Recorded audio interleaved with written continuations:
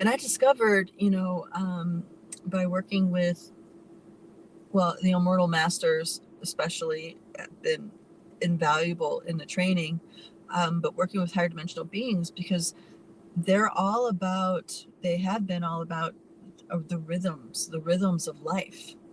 That's the sunset, the sunrise, that's the moon and its cycles, that's the seasons, right? All of these cycles are the patterns of these cycles are connected to a very deep knowing of our physical body, of our subconscious, of our ancestors. And then there's the cycles and rhythms that are part of our living, breathing energy field. Like it's very, as far as feeling one's own energy, feeling the energy of your solar plexus is one of the easiest ones to feel, because when you tune into the solar plexus, you'll notice a pulsing happening. And what's pulsing? It's not the heart. It's not the breath. It's because it has a pulse that's different. It's like and another one that is in the more dense kind of way, that's not too difficult to tune into, is the lower tien.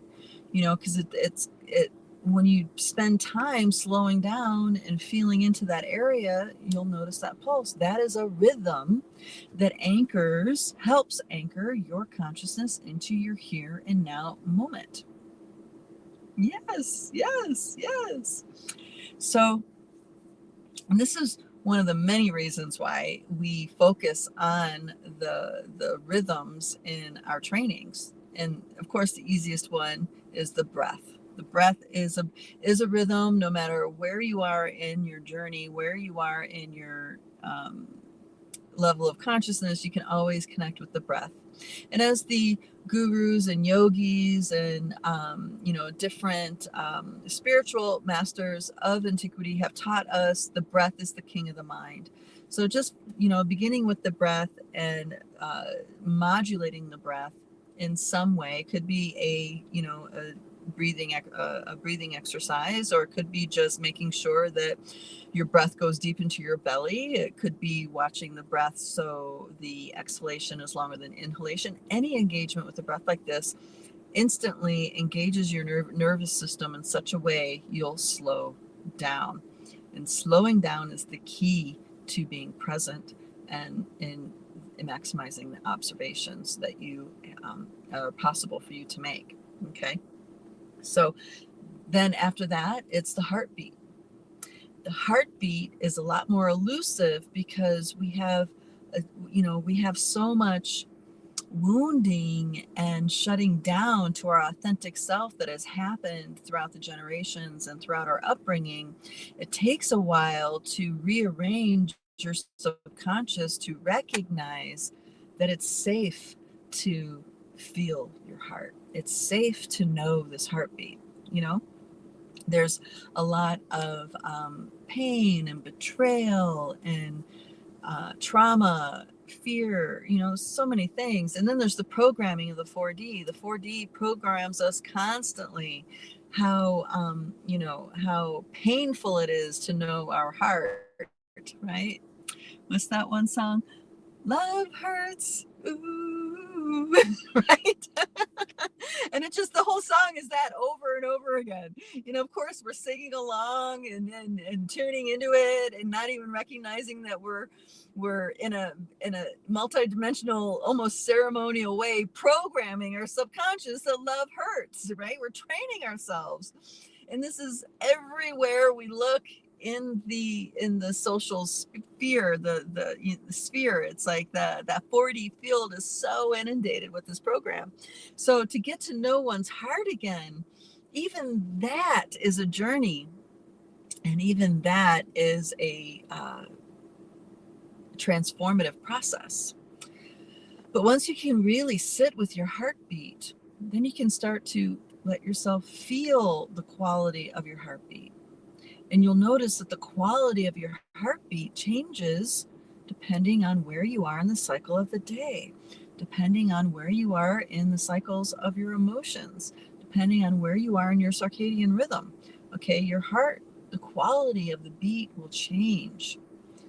And then you're training yourself to pay even closer attention to your inner rhythm, your inner environment, in order to engage with this world. So those two things, the breath and the heartbeat, are really powerful, potent rhythms to pay attention to. It's grounding, it's centering, it is transformative. And the more, and you can take that even further. You can then engage with the physical beating heart in such a way where you can shift energies that have been stored there or anchored there or unintentionally placed there, like like certain restrictions that have happened. And there's a whole program that goes on in the Western world about your heart can attack you. Right? Now, isn't that an interesting program to examine? Can you imagine how many times you've heard that in your life? How many times you've heard that term in your life? How many times have you heard that term and experienced people who fear that? How many times have you heard that term and heard doctors talk about how serious it is? Okay, it doesn't matter if you believe them or not. It's just that you're hearing it. It's being repeated over and over and over again into your awareness and your subconscious, and eventually, because it's repeated so many times, it's now an echoing reverberation within your being. So now there's some part of you, whether you agree it or not, has that experience in your awareness that your heart can attack you, and it's deadly, right?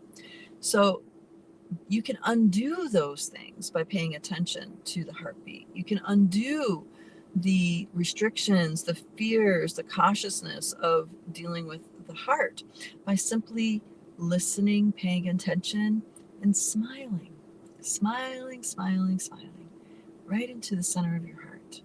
And you'll notice that your energy, the energies around the heart will start to move, start to shift, and suddenly it won't take much work at all to listen to the heartbeat. And then you can take that rhythm into tuning into another rhythm, and then into another rhythm, and into another rhythm. And when you do that, you are grounding and anchoring in such a profound way and creating a conduit for your higher levels of consciousness, for your multidimensional awareness to who you are as a cosmic being, a galactic being, a solar being, who you are on those levels.